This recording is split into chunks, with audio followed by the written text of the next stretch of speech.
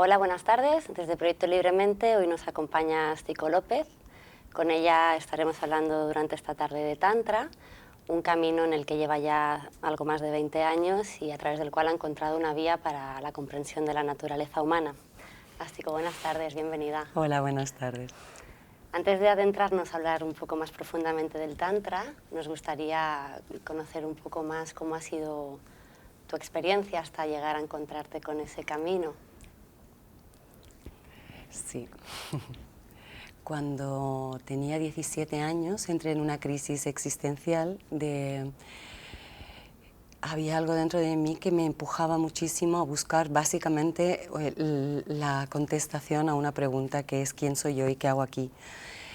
Y estuve leyendo un montón de libros, me apunté a estudiar filosofía, empecé a estudiar lenguas árabes y buscar en textos antiguos y los Vedas y finalmente me apunté a unos estudios que solo daban en Alemania y que eran sobre, básicamente era filosofía y letras sobre orientalística y diferentes historias. Entonces me adentré en la meditación a través de la mente y de la filosofía y estuve medio año estudiando hasta que una mañana muy tempranito me desperté. Me senté, estaba nevando, me senté al lado de la carretera, estaba nevando y tuve una experiencia de un vacío, un silencio, una sensación de que todo era muy grande, muy grande, muy grande y que mi identidad en realidad no era nada. ¿Sí? En ese momento para un coche y se baja una mujer rubia y muy bonita y muy alegre y me dice, ¿qué haces aquí sentada? Y es que me acuerdo de todo de ese momento, fue un momento muy nítido. Y entonces le dije, pues no sé, y me dice, pues mira, yo me voy a meditar a un sitio. Y me fui con ella. Y entonces era un sitio en el campo y entramos en un sótano de la casa. Había un montón de gente con el pelo largo, súper hippie y tal. Y era la meditación de Osho, la dinámica de Osho, que es una meditación muy, muy activa, muy movida. Y para mí fue fue una explosión. Porque entré dentro de mi cuerpo con una conciencia que yo no había entrado así nunca antes y tuve una liberación muy grande de muchas cosas que yo iba acarreando sin saberlo, que era así porque todo el mundo a mi alrededor hacía lo mismo. Y entonces en esa explosión empezó un camino muy, muy dentro, sí. Un camino en el que empecé a leer los libros de Osho, que en ese momento estaba hablando sobre Heráclito, y como yo estaba estudiando filosofía, fue como la interpretación más maravillosa de Heráclito que yo nunca había escuchado, y es que me tocó muy profundamente y yo no sabía que Osho estaba vivo, era un maestro vivo. Yo lo de los maestros vivos en nuestra tradición pues no era algo así. Y entonces cuando me enteré que era un hombre vivo, que estaba vivo y que tenía una comunidad y que le enseñaba, pues dejé los estudios, la universidad, dejé a mis padres, dejé todo y me fui a la India. Y realmente para mí eso fue una experiencia que le agradeceré toda la vida, porque no solamente yo ya buscaba algo que en realidad no se puede, es intangible, pero al mismo tiempo en la comunidad de Osho había una posibilidad de vivir esas cosas en el cuerpo, en lo real, ¿no? Y entonces estamos hablando de que yo tenía 17, 18 años, entonces el camino religioso que la mayoría de las estructuras te daban era un camino muy silencioso, muy austero, ¿no? Donde se renunciaba a la sexualidad y claro, en el ashram de Osho no era así. Y ahí en Osho, que se llamaba maestro tántrico en ese momento, porque es un maestro que abre muchísimas puertas, tantra significa expansión de la conciencia, y entonces ahí entendí con él que había varios caminos de encuentro con ese silencio o con esa expansión, y que no todos pasaban por la renuncia de la vida, ¿no? Entonces Osho hablaba mucho de la meditación en la plaza del mercado, o sea, la meditación en tu casa, con tu familia, con tu trabajo, que no tenías que dejarlo todo para encontrarte con ese espacio, sino que lo podías vivir ahí. Y realmente sus comunas estaban como diseñadas en ese momento para que experimentáramos la meditación en la vida cotidiana, en el trabajo, en las relaciones, en la danza, en la creatividad. Y para mí fue muy, muy, muy amplio el espectro. Y eso fue. Bueno, de hecho él fue tan importante que incluso leyendo un poco acerca de tu experiencia en tu página, afirmas que te enseñó a morir. Entonces me pregunto, ¿quién o qué murió? A eso me refiero. Eso que se cree que se puede morir, tiene la sensación de que se muere. Por eso lo llamas una muerte. En realidad no se muere nada, porque es que es muy difícil de entender las dos dimensiones al mismo tiempo, pero suceden al mismo tiempo. Entonces la conciencia, cuando se despierta, te das cuenta que nunca has nacido y nunca te morirás, que eres el contenedor para todas las historias que están sucediendo humanas al mismo tiempo, no solamente la tuya individual. ¿Sí? Claro, la tuya individual es con la cual estás identificada porque tu sistema nervioso, ¿sí? Te dice frío, calor, dolor, yo, tal y cual. Entonces, esa identificación con el yo soy ástico, ¿sí? Esa identificación es como que en un momento de ese instante de reconocimiento desaparece, ¿sí? En ese reconocimiento. Y eso es una muerte, es una sensación de muerte, pero que en realidad no es una muerte, suena muy esotérico, pero en realidad lo que pasa de una forma muy sencilla es que separa la mente. Entonces, cuando se para la mente, es esa parte de la mente que su cometido es recordarte cada rato que tú eres tú, ¿sí? Y que tú tienes estos problemas y este pasado y que vas hacia un futuro. Y entonces eso es muy importante porque si no, dejarías de tener la sensación de yo. Igual que imagínate que el magnetismo interno no atrajera los átomos que componen tu cuerpo de una misma manera, pues cada día te despertarías teniendo otra forma, ¿no? Otra identidad. Entonces, esa identidad está muy fija, está ahí, pero tu conciencia se expande de tal manera que se da cuenta que esa identidad es como una gota en el océano. Y por eso todos estos símiles, que además ahora que hay tantas personas despiertas, te das cuenta que todos usan los mismos símiles, ¿no? Porque es como yo sucumbo a esa conciencia que lo contiene todo. Soy como el vacío que sostiene hasta mi propio yo, ¿sí? Esto en palabras parece un poco complicado, pero luego es muy sencillo. Y luego convives con el yo, ¿sí? Al mismo tiempo que puedes estar identificado con el yo, también tienes la absoluta sensación de que eres el espacio dentro del cual está aconteciendo eso. Se integra. Se integra, sí. Sí, es que una cosa no va contra la otra, es la dualidad. Vamos a decir que el yo es una pequeña manifestación de todas esas infinitas posibilidades, ¿no? Entonces ahí es donde Osho y cualquier maestro, yo creo que te enseña a morir a eso, básicamente. ¿Y por qué elegiste el Tantra y no otra vía, finalmente? La verdad es que yo creo que ni lo elegí, no fue una cosa que yo elegí conscientemente. Yo buscaba, me encontré con Osho, Osho era un maestro tántrico y para mí fue una gran suerte porque yo a mis 17 años no podía renunciar al sexo, ni siquiera lo había... sí, ya me había asomado al sexo, pero para mí era una gran incógnita, ¿no? Esa atracción y qué pasaba ahí y todo eso, claro, desde los 13 hasta los 20 y pico años es una fuerza muy grande que te mueve, ¿no? Entonces, cuando tú te identificas con esa fuerza, pues bueno, pues sufres muchísimo.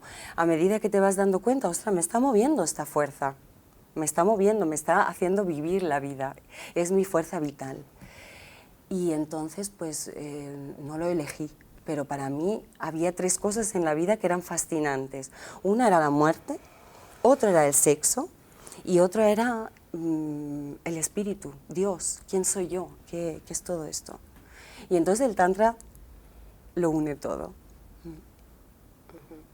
El Tantra es que es un camino místico que no niega el sexo, como la mayoría de los caminos místicos, sino que dice que el sexo es la parte más biológica del ser humano, es la más inconsciente, es lo que realizamos con más inconsciencia y que por eso es importante llevar nuestra atención y nuestra consciencia ahí. Sí, y que la verdadera transformación del ser humano llegará cuando seamos conscientes hasta en el sexo. Porque en realidad, ¿de qué hablamos cuando hablamos de Tantra? Claro, eso es una buena pregunta.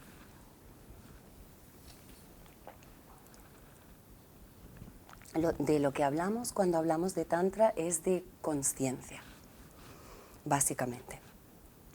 Tantra significa red o expansión de consciencia.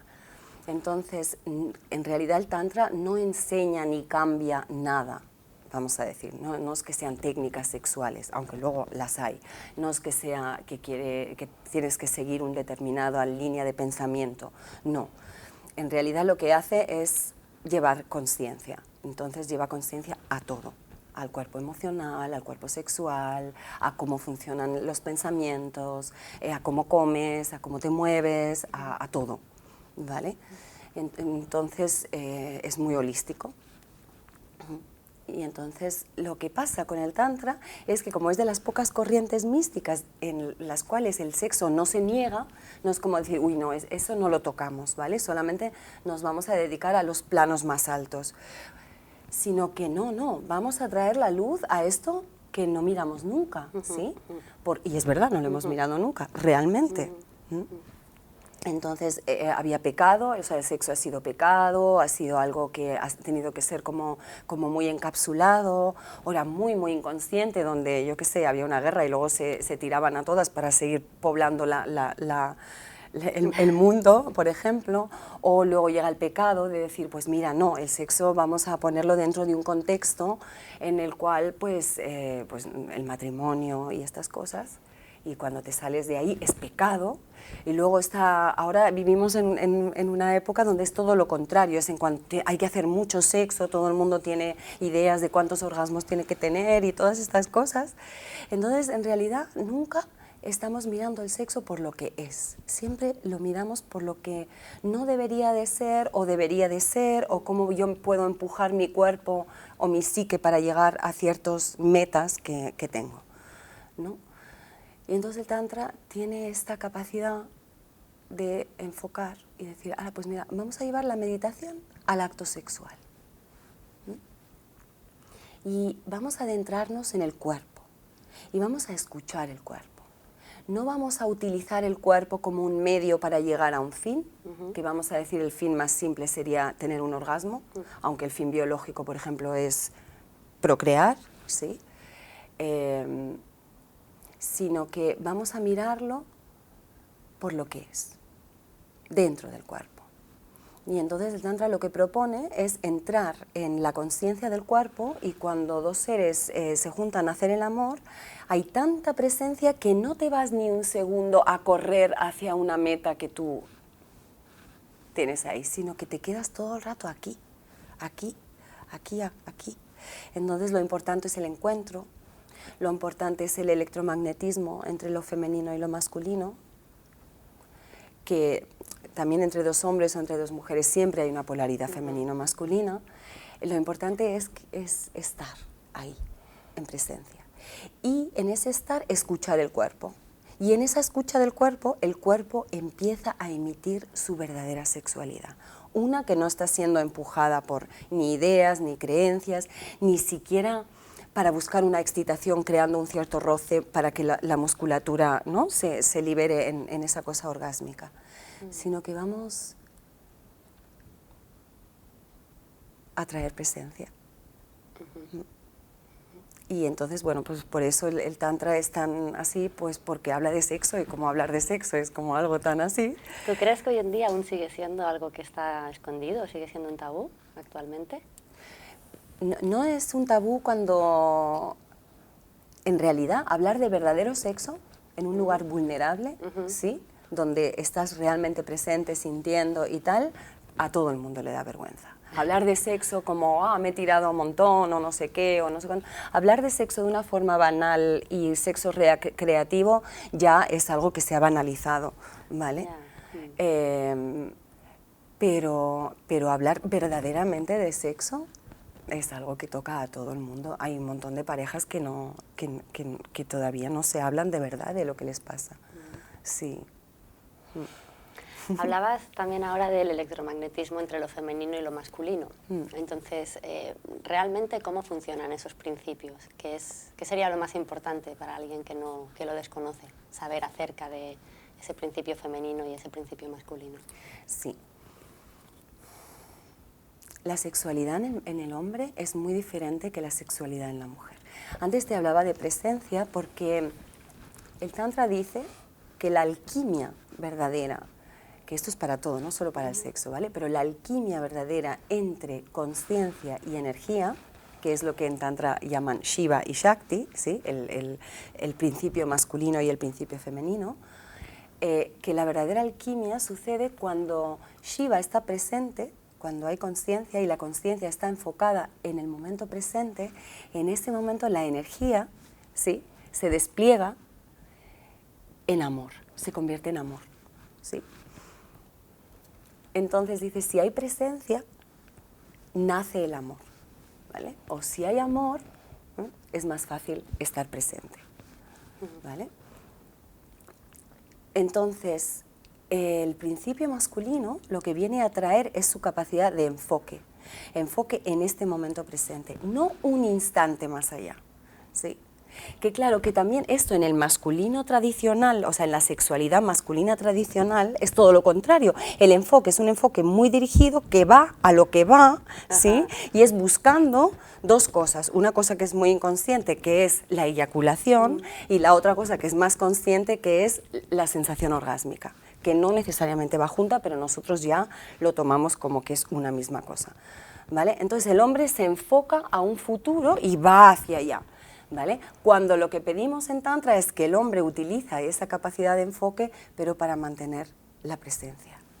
No me pierdo en pensar que si hago esto y lo otro y lo demás allá voy a llegar allá. No, voy a estar aquí, dentro del cuerpo, sintiendo el cuerpo, respirando en el cuerpo, y voy a ver mi cuerpo con el cuerpo de mi compañera, qué hacen ahora, ¿sí? Entonces, la mujer lo que viene a traer es la conciencia en los pechos. Decimos que el hombre tiene su polo positivo básico en la emisión de energía en los genitales, y la mujer alrededor de los pechos. Entonces, lo femenino lo que busca es traer conciencia al corazón, ¿sí?, a la energía que emana amor, básicamente, porque de cada chakra la energía emana otra cosa distinta, ¿sí? Entonces, ella mantiene el enfoque en los pechos y en el corazón, y él mantiene el enfoque, ¿sí?, en el pene, dentro de la vagina, respirando, relajándose, ¿sí? Y en esa presencia se empieza a generar un electromagnetismo que conecta el sexo con el corazón, ¿sí? Entonces, generalmente, de esa manera la energía empieza a fluir hacia arriba, ¿sí?, y a vertirse, porque el hombre es receptivo aquí y la mujer es emisiva aquí, y la mujer es receptiva aquí y el hombre es emisivo aquí, y entonces se crea este círculo que llamamos el círculo de luz, ¿sí?, que suena así como muy esotérico, pero realmente es una experiencia cuando la tienes, de que te conviertes en esta energía que está fluyendo. No tiene nada que ver con la excitación, ¿sí? Nada que ver, es otra cosa.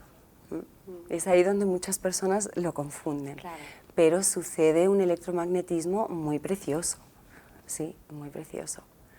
Y ahí es donde decimos que el hombre y la mujer no solamente están aquí para procrear, sino que lo que llamaban el matrimonio, ¿sí?, en realidad es la alquimia en la cual el masculino y el femenino se juntan, ¿sí?, y del fuego y de la pasión y de la vitalidad sexual, ¿sí?, se genera cualitativa y cuantitativamente amor.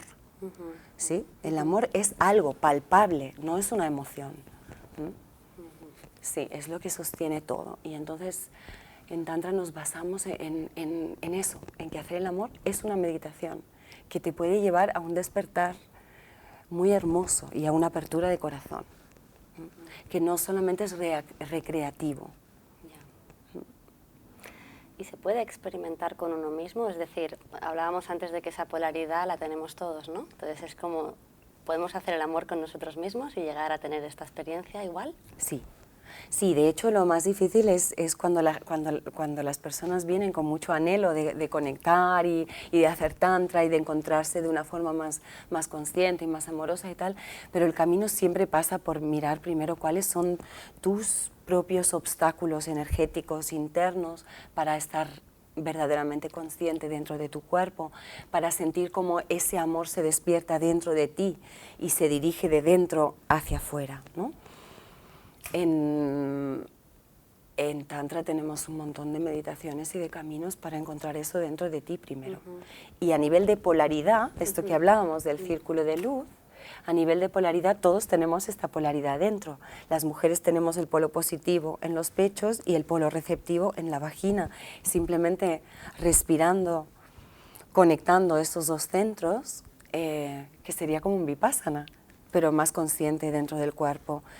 Se despiertan todas estas energías. Esto está dentro de cada uno. En realidad la sexualidad es tu vitalidad, tu propia vitalidad, expandida por un cuerpo completamente relajado y resiliente, ¿sí? Que con cada respiración se da cuenta de la vida, no se resiste a la vida, y en esa expansión la compartes con el otro. Sí, entonces sí, en realidad es un camino individual, que luego cuando lo compartes con el otro es maravilloso. Claro. Y en realidad el Tantra, como tú bien decías, viene a hablarnos de... es un camino para el despertar de la conciencia, ¿no? Para descubrirnos a nosotros mismos. ¿Es apto para todos los públicos? Es decir, ¿cualquiera puede adentrarse en ese camino? ¿O tú aconsejarías que previamente hubiera un cierto bagaje personal, ¿no? Antes de entrar tan directo con ese aspecto más de nuestra propia sexualidad? Sí, a ver, muchas veces la gente viene al Tantra, el Tantra es súper respetuoso, en realidad, los que no sea respetuoso no... Y lo primero que me encuentro con las personas que quieren venir, intimar y hacer una meditación tan simple como mirarse a los ojos, por ejemplo, o tan simple como sentir el contacto entre las manos o en la piel, algo muy sencillo, sin tener que entrar en grandes historias sexuales, es por ahí donde empieza la intimidad.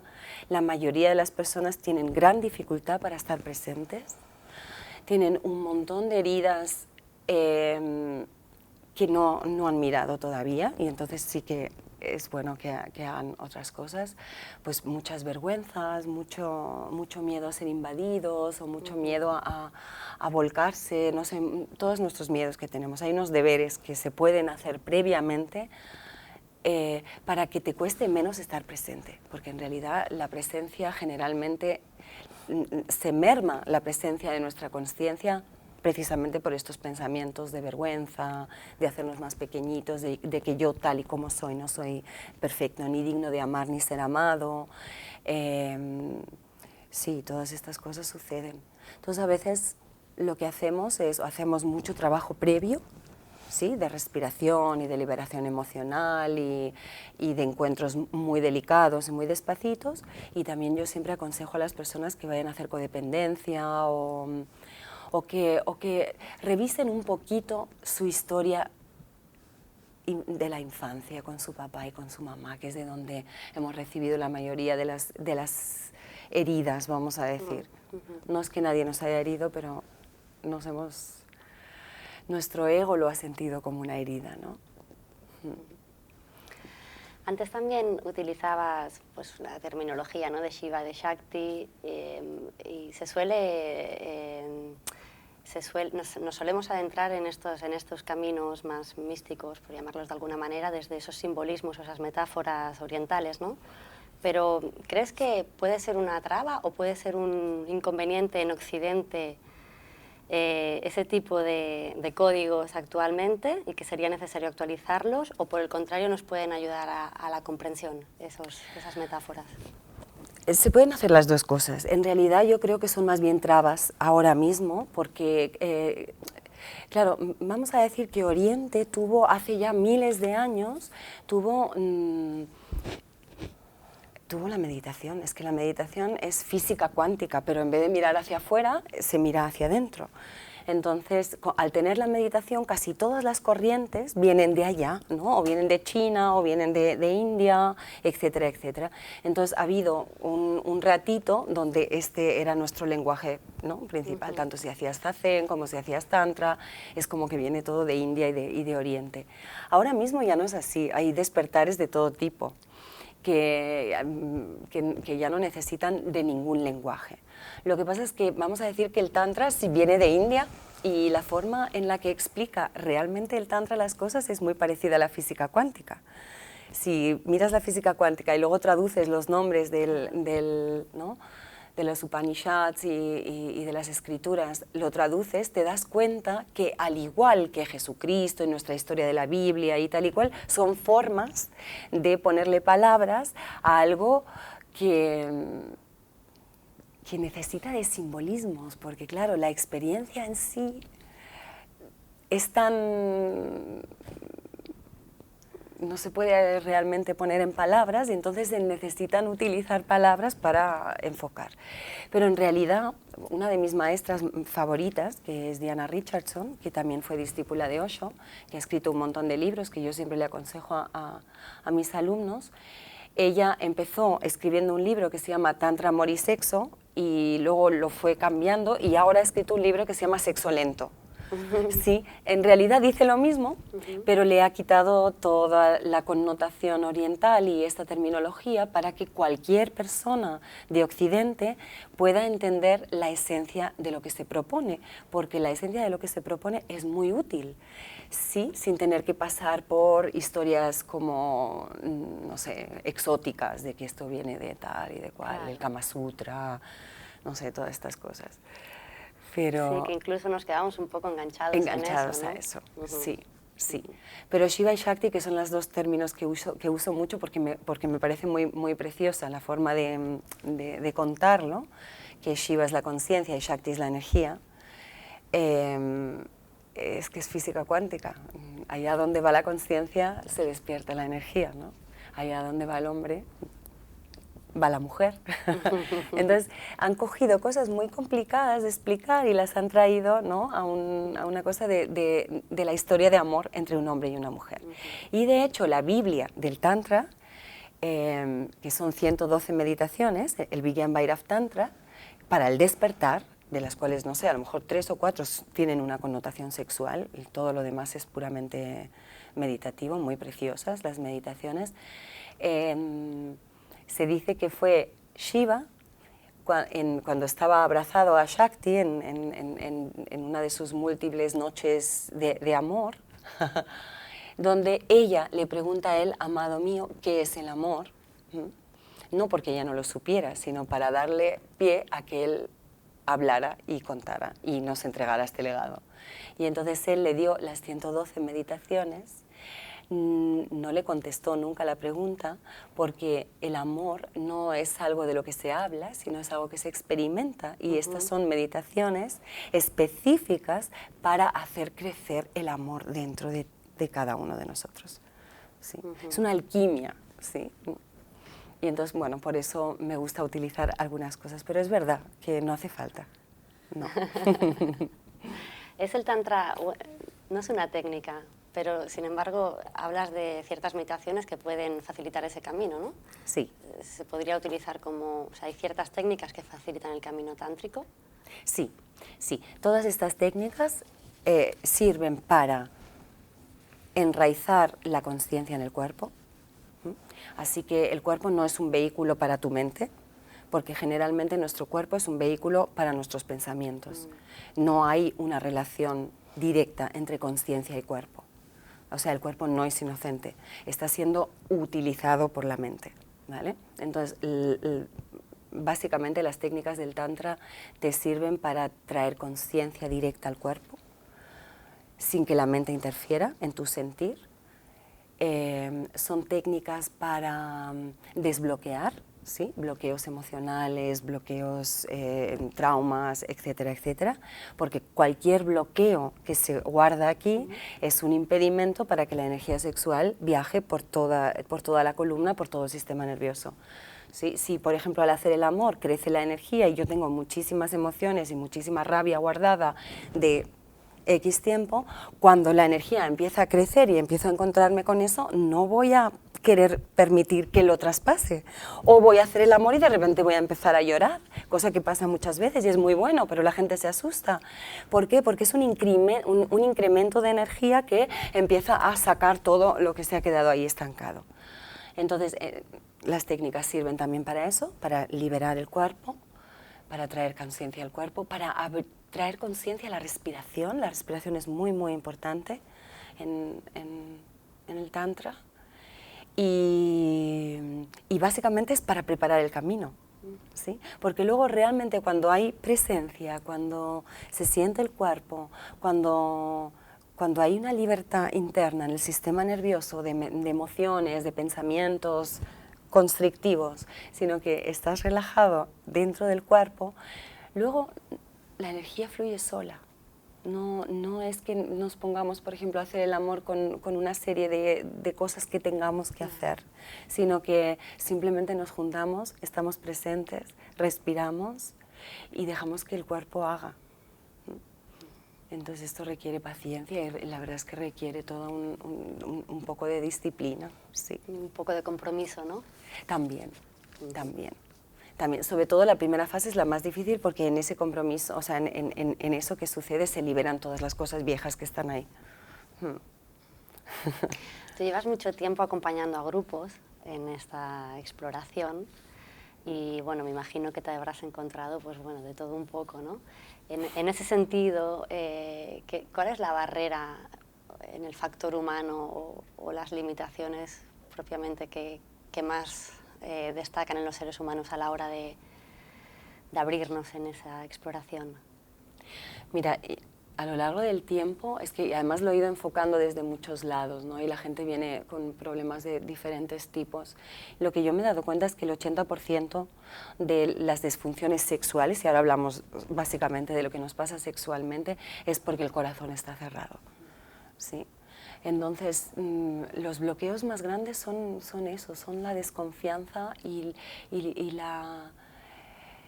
la incapacidad de tener el sistema nervioso abierto a sentir mucho éxtasis, mucho amor, a entregarse a eso. Porque parece que la mayoría de la gente tiene miedo a sufrir, ¿sí? Y se cierra, pero lo que más miedo da es cuando realmente te empiezas a abrir y te sobrecoge el amor, te sobrecoge algo mucho más grande que tú, a lo cual el ego no se puede aferrar. Y eso da miedo, eso da miedo y se requiere mucha confianza para poder entregarse ahí. Y como esta entrega la recordamos de niños, que todavía teníamos esa capacidad de entrega total, ¿no? al amor, y luego nos hemos ido guardando y sujetando, volver a esa entrega que es necesaria, porque ya no es una entrega al otro, sino es una entrega a la vida, a tu propia energía vital, ¿no? Que te puede fulminar. Entonces, pues, esa es una de las barreras más grandes. Pero al principio es el limpiar emociones, sí, todas las emociones y los complejos sobre el cuerpo también. No te puedes imaginar lo mucho que nos daña eso, de cómo tiene que ser nuestro cuerpo y de cómo tenemos que hacer el amor y de lo que es sexy y no es sexy. O sea, toda una serie de ideas que tenemos que realmente son muy nocivas, ¿sí? Para vivirse plenamente y con naturalidad. Sí. ¿La vida es tantra? La vida se mueve dentro del Tantra, si hablamos de Tantra como consciencia, ¿sí? Porque la vida es la energía, es lo femenino, es lo que burbujea dentro de ese espacio eterno que él la está conteniendo, ¿no? Y ya para finalizar esta entrevista, volviendo un poco a ti, cuentas que cuando murió Osho tu búsqueda siguió. Había algo en ti que necesitaba ir un poco más allá hasta que finalmente conociste la naturaleza del vacío. Yo sé que es un poco complicado ponerle palabras o poder expresar esa experiencia, pero ¿qué puedes contarnos de esta experiencia? Pues es que cuando te conté que me encontré con esta mujer que me llevó a hacer una meditación de Osho, yo estaba en ese estado. Era un estado, lo que pasa es que era un estado muy sobrecogedor porque yo no entendía nada. Entonces, al pasar por Osho y hacer realmente estuve 10 años trabajando con mi naturaleza y con la naturaleza humana. Y cuando Osho se murió, yo sentí que faltaba algo, o sea, que había estado trabajando, me había estado liberando, pero había algo que yo no sabía por qué, pero sabía que no se había acabado. Y como me había llevado la vida hasta entonces, me siguió llevando. Y entonces hice un camino, un recorrido durante 6 meses, me fui a ver a un maestro, Girida, todavía está ahí, era muy joven, tenía 30 años, hablaba solo en urdu, se sentaba debajo de un árbol y estábamos allí como 12 horas en silencio. Me hacía falta volver al silencio durante tiempo. En la comuna de Osho pasaban muchas cosas y había mucho silencio y había mucho de todo, pero yo estaba muy involucrada en eso y lo que me faltaba era retirarme. Y me retiré con este hombre 3 meses, estuve en silencio muchas horas al día, estábamos 12 horas al día, noches sentados y en silencio. Y ahí como que se fue recolocando todo se fue como o creando espacio, no sé, por llamarlo de alguna manera. Y cuando me fui de Girida, llegué a Papaji. Y con Papaji estuve en un satsang, fue un satsang con Papaji. Y me fui a casa y me tumbé en la cama y ahí es donde me pasó otra vez eso, que es quién soy yo. Él trabajaba todo el rato, quién soy yo, entonces me apareció en la pantalla de la mente quién soy yo, pero con luminoso, y se apagó. Y no sé cuánto tiempo, cuántas horas, cuánto tiempo estuve con la mente en silencio. No había ningún pensamiento.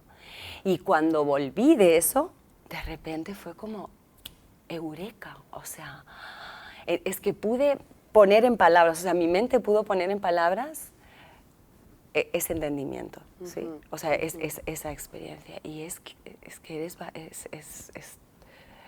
ahí me dio un ataque porque veía un cocodrilo y yo era el cocodrilo, y veía un pájaro y yo era el pájaro, y era la nube y no era nada, y era como... Estuve un buen tiempo en ese espacio que para mí fue como, esto era lo que yo estaba buscando, era un eureka.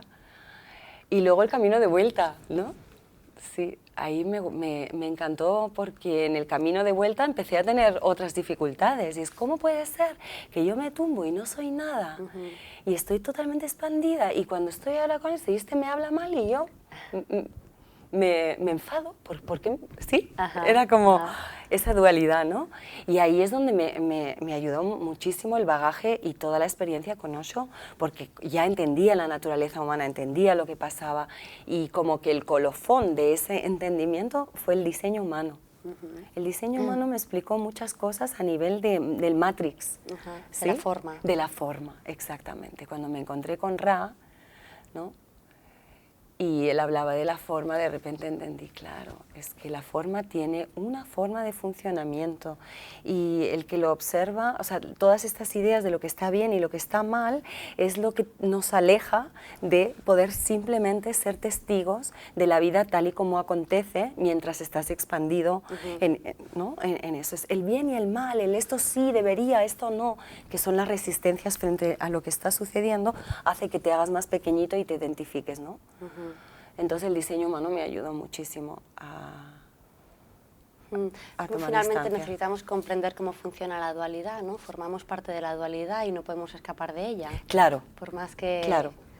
tengamos esa comprensión de Depende de la mente que tengas. Yo tengo una mente lógica y mi mente necesitaba hacer eso.